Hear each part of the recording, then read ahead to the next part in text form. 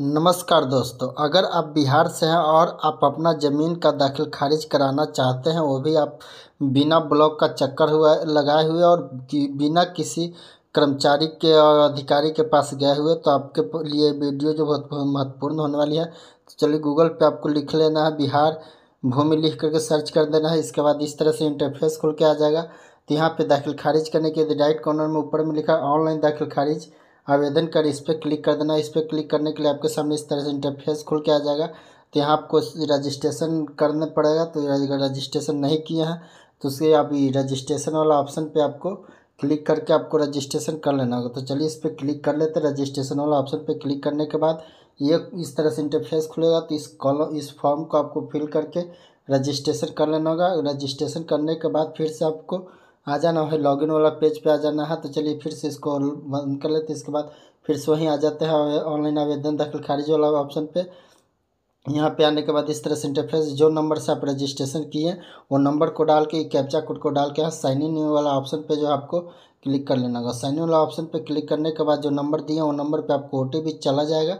तो OTP जाने के बाद आप OTP डाल के यहाँ कन्फर्म वाला ऑप्शन पे आपको क्लिक कर देना है। जो ही कन्फर्म वाला ऑप्शन पे आपको क्लिक करते हैं तो आपके सामने कुछ इस तरह से फिर से पुनः इंटरफेस खुल करके सामने आ जाएगा। तो आने के बाद जो है आपको यहाँ ऊपर में आपको दिखेगा, देखिए यहाँ पे जो है दाखिल खारिज के लिए ऑनलाइन आवेदन करें, जो यहाँ जो है आपको इस पर कि यहाँ पे सेकेंड नंबर में स्थिति है, फर्स्ट नंबर में जो है हाँ ऑनलाइन दाखिल खारिज आवेदन करें, इस पर आपको क्लिक कर देना होगा। इस पर जब ही क्लिक कीजिएगा तो आपके सामने इस तरह से इंटरफेस खुल के आ जाएगा। तो सबसे पहले आपको अपना ज़िला चूज करना होगा कि कौन सा ज़िला के अंतर्गत आप आते हैं। तो आपको अपना ज़िला सेलेक्ट करना है। इसके बाद आपको अंचल है तो आपका अंचल यानी ब्लॉक, आपको अपना ब्लॉक सेलेक्ट कर लेना होगा। इस ब्लॉक को सिलेक्ट करने के बाद अगर आपका पहले से आवेदन है, पुराना आवेदन है, तो आपको ड्राफ्ट में आ जाता है। अगर नहीं है तो उसके लिए आपको नया ऑनलाइन आवेदन जो है, इसको नया दाखिल खारिज ऑनलाइन आवेदन, इस पर आपको क्लिक कर देना होगा। इस पर क्लिक करते ही जो आपके सामने कुछ इस तरह से इंटरफेस खुल करके सामने आ जाएगा। यहाँ आने के बाद सबसे पहले एप्लीकेंट का डिटेल्स आपसे पूछा जाएगा। तो यहाँ आवेदक स्वयं क्रेता है या फिर एक्सचेंज है या फिर प्रस्ताव, किस तरह से जो भी है। अगर स्वयं आवेदन जो स्वयं क्रेता जो आवेदक जिसके नाम से करे वो स्वयं जमीन खरीदा, तो वो आपको स्वयं क्रेता डाल देना है। इसके बाद आवेदक का पूरा नाम डाल देना है कि जिसका नाम से है उसका नाम पूरा डाल देना है। इसके बाद यहाँ पिता या पति, यहाँ अगर यहाँ आप आवेदक अगर दाखिल खारिज है किसी महिला के नाम से दाखिल खारिज कर रहे हैं तो यहाँ पति का नाम होगा। अगर किसी पुरुष के नाम से दाखिल खारिज कर रहे हैं तो यहाँ पिता का नाम होगा। तो इसको जो आप डालिएगा उसका संबंध डाल देना होगा, पिता या हस्बैंड, जो फादर हस्बैंड जो भी होगा वो आपको डाल देना हो। डालने के बाद फिर यहाँ आपको देख लेना है, यहाँ टाइप आपको सेलेक्ट करना है कि ज़मीन जो है आपको किस तरह से है। अगर ज़मीन अगर सेल परचेज का है तो आपको अगर ज़मीन खरीदें तो सेल परचेज हो जाएगा, या फिर किसी एक्सचेंज से हुआ है या फिर कोई गिफ्ट वगैरह में मिला है तो अपने अनुसार इसको डाल देना है। इतना डालने के बाद फिर आपको नीचे आ जाना है। नीचे आने आपको ईमेल आईडी डालना है। ईमेल आईडी डालने के बाद आपको मोबाइल नंबर वही डालना है जो आधार से लिंक है, क्योंकि आधार उससे आपको वेरीफाई आपको OTP करेगा। इसके बाद एड्रेस आपको डाल देना है। इसमें एड्रेस डालने के बाद 7 नेक्स्ट पे क्लिक करने के बाद आपको सेकेंड में इसके बाद आपको प्लॉट डिटेल्स डालना होगा। तो इसके लिए आपको यहाँ हल्का सेलेक्ट यानी हल्का यानी पंचायत, इसके बाद मौजा यानी कौन सा गाँव, उसके डालने के बाद आप क्लिक प्लॉट डिटेल्स वाला पे आपको इस पर क्लिक कर देना होगा। इस पर क्लिक करने के बाद जो है आपके सामने कुछ इस तरह इंटरफेस खुल के आएगा। तो यहाँ आपको कि क्या विक्रेता स्वयं जमींदार है, इस पर आपको यहाँ पे आपको यस वाला ऑप्शन जो दिख रहा है आपको यस वाला ऑप्शन पे क्लिक कर देना होगा। यस वाला ऑप्शन पे जो ही क्लिक कीजिएगा तो यहाँ आपका जो करंट रसीद है उसका डिटेल्स आपसे मांगा जाएगा। तो यहाँ पृष्ठ संख्या आपको डाल देना है। इसके बाद आपका जो भाग संख्या है वो भाग संख्या डाल देना है। इतना डालने के बाद आपको सर्च वाला जो ऑप्शन है आपको इस पर क्लिक कर देना होगा। जो ही सर्च वाला ऑप्शन पे आप क्लिक करते हैं तो आपके सामने इस तरह से उसका करंट राशि का जो प्लॉट डिटेल्स है वो आपको खुल जाएगा। इसमें 2 क्रम संख्या है आपका जो है, उसमें आपको टिकआउट यहाँ कर देना है। टिकआउट करने के बाद यहाँ एकड़ का आपका ज़मीन जो दाखिल खारिज है कितना एकड़ का है, एकड़ में है तो एकड़ डाल दीजिए, तो 0 डाल दीजिए। इसके बाद जितना डिसमिल का है डिसमिल डाल दीजिए। डिसमिल को डालने के बाद इसमें जो चौहद्दी है, चारों चौहद्दी को जो आपका है, चारों चौहद्दी डालने के बाद जो है इसमें चौहद्दी को डालने के बाद जो फिर नीचे आना, नीचे जो ये जो आपको यस वाला ऑप्शन जो दिख रहा है वो यस वाला ऑप्शन पे क्लिक कर देना। यस वाला ऑप्शन पे क्लिक करते ही जो है आपका जो क्षेत्रफल है, ज़मीन का जो क्षेत्रफल है वो आपको यहाँ शो करा देगा। चलिए, तो इस पर आपको हम दाखिल खारिज करना है तो इसको यस कर लेते हैं। यस करने के बाद जो है इसको ओके कर देंगे। ओके करने के बाद फिर आपको यहाँ ये जो क्लोज वाला ऑप्शन जो है इस पर आपको क्लिक कर लेना होगा। तो चलिए समय नेक्स्ट कर लेते हैं। समय नेक्स्ट करने के बाद आपका डाटा सक्सेसफुल हो जाएगा। इसके बाद इसको ओके कर लेते हैं। ओके करने के बाद फिर इसको यहाँ से क्लोज कर लेते हैं। क्लोज करने के बाद फिर अगला इंटरफेस जो है आपको बायर डिटेल्स का आ जाएगा, तो जिसके नाम से ज़मीन खरीदाया है उसका बायर डिटेल्स आ जाएगा। आने के बाद फिर से आपको बॉक्स वाला पे क्लिक कर देना होगा। इतना करने के बाद समय नेक्स्ट वाला जो ऑप्शन है फिर से आपको समय नेक्स्ट वाला ऑप्शन पे आपको क्लिक कर देना होगा। तो चलिए इसका पढ़ सकते वीडियो को रोक करके इसका जो इंस्ट्रक्शन है वो आप पढ़ सकते हैं।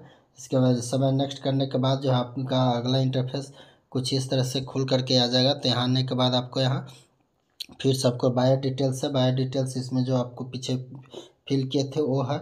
उसके बाद फिर आपको यहाँ उसका जाति वगैरह डाल देना है। इसके बाद उसका जाति डालने के बाद फिर इसका जेंडर डाल देना है कि किसके नाम से आप कोई कर रहे हैं। तो चलिए इसमें हमको जाति सेलेक्ट करके आपकी जाति डाल देते हैं।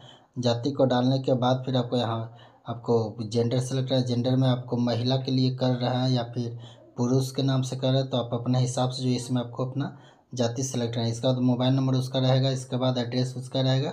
सर आधार नंबर जिनके नाम से ज़मीन खरीदा, जिनके नाम से दखल खारिज करना है उसका आधार नंबर डाल के यहाँ सेवन नेक्स्ट पे ऑप्शन क्लिक कर देना। इतना करने के बाद आपको इसमें सेलर डिटेल्स यानी कि जो ज़मीन बेचा है उसका डिटेल्स इसमें डालना होगा कि किसके नाम से ज़मीन था, कौन ज़मीन बेचा, उसका पिताजी का क्या नाम है, उसका जाति क्या है, उसका रिलेशन क्या है, उस सारे डिटेल्स डालने के बाद फिर उसका जेंडर डाल देना है। उसका मोबाइल नंबर आपको डालना है। उसका एड्रेस यानी कि जो आदमी बेच रहा है वो कहाँ उसका एड्रेस अगर आधार नंबर अवेलेबल है तो डाल सकते हैं, नहीं तो इसको छोड़ सकते। इसके बाद सेवन नेक्स्ट वाला ऑप्शन पे क्लिक कर देना। सेवन नेक्स्ट पे क्लिक करने के बाद आपके पास डॉक्यूमेंट डिटेल्स वाला डालने के लिए आ जाएगा। तो इसमें रजिस्टर्ड डीड में जो आपको सेल डीड का जो नंबर है वो आपको वो डाल देना है डॉक्यूमेंट नंबर में।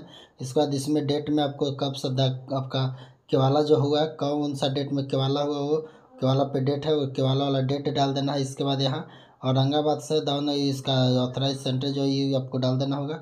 तब डालने के बाद इसमें आपको डॉक्यूमेंट्स अपलोड करना कि जितना भी पेज का आपका केवाला है सभी केवाला को स्कैन करके पीडीएफ में आपको मर्ज कर लेना होगा। एक पीडीएफ में एक फाइल बना लेना होगा। इसका साइज जो है आपको 1 MB से कम ले लेना होगा। इसके बाद अगर 90 दिन के बाद अगर दाखिल खारिज कर रहे हैं तो उसका इसमें आपको 90 दिन के बाद किस कारण से आप कर रहे हैं वो डालना होगा। तो अन्य दस्तावेज में अगर आपके पास आधार कार्ड है तो आधार कार्ड इसमें डाल के आधार नंबर डाल के इसका आधार कार्ड आपको यहाँ अपलोड कर देना होगा। इसके बाद जो है यहाँ सेवन नेक्स्ट वाला ऑप्शन पे जो आपको क्लिक कर देना होगा। सेवन नेक्स्ट वाला ऑप्शन पे जो ही क्लिक कीजिएगा तो आपके सामने जो अगला इंटरफेस कुछ इस तरह से खुल के आ जाएगा। तो यहाँ पे आने के बाद फिर आपको यहाँ सारा डॉक्यूमेंट्स आपको डिटेल्स यहाँ दिखने को मिल जाएगा। तो चलिए इसमें आपको 90 दिन का कारण पूछा तो 90 दिन का कारण डाल के फिर से समय नेक्स्ट पे क्लिक कर लेते हैं। समय नेक्स्ट पे क्लिक करने के बाद जो आपके सामने कुछ अगला इंटरफेस इस तरह से खुल के आ जाएगा। इसका समय जब डालिएगा तो इसको कम से कम 100 अक्षर में आपको डालना होगा। इसके बाद आपको वेरीफाई वाला ऑप्शन पे क्लिक कर देना है। जब भी वेरीफाई वाला ऑप्शन पे क्लिक कीजिएगा ताकि आपके सामने इस तरह से इंटरफेस खुलेगा। तो इसको जो है आपको अच्छी तरह से सारा डिटेल्स मिला लेना। मिलाने के बाद जो आपको गेट OTP वाला ऑप्शन पे क्लिक करना होगा। गेट OTP वाला ऑप्शन पे बता दें कि जो आपका आधार से मोबाइल नंबर लिंक है वही नंबर पे आपको OTP जाएगा। तो नंबर आपको पास में रखना होगा क्योंकि OTP का ज़्यादा टाइमिंग नहीं रहता। तो चलिए इसमें हम गेट OTP पे क्लिक कर लेते हैं। इसके बाद जो है OTP वेरिफिकेशन के लिए जो है आपको मोबाइल पे OTP चला जाएगा। मोबाइल पे OTP जाने के बाद आपको OTP को डाल के आपको यहाँ कन्फर्म वाला जो ऑप्शन है आपको कन्फर्म वाला ऑप्शन पे आपको क्लिक कर देना होगा।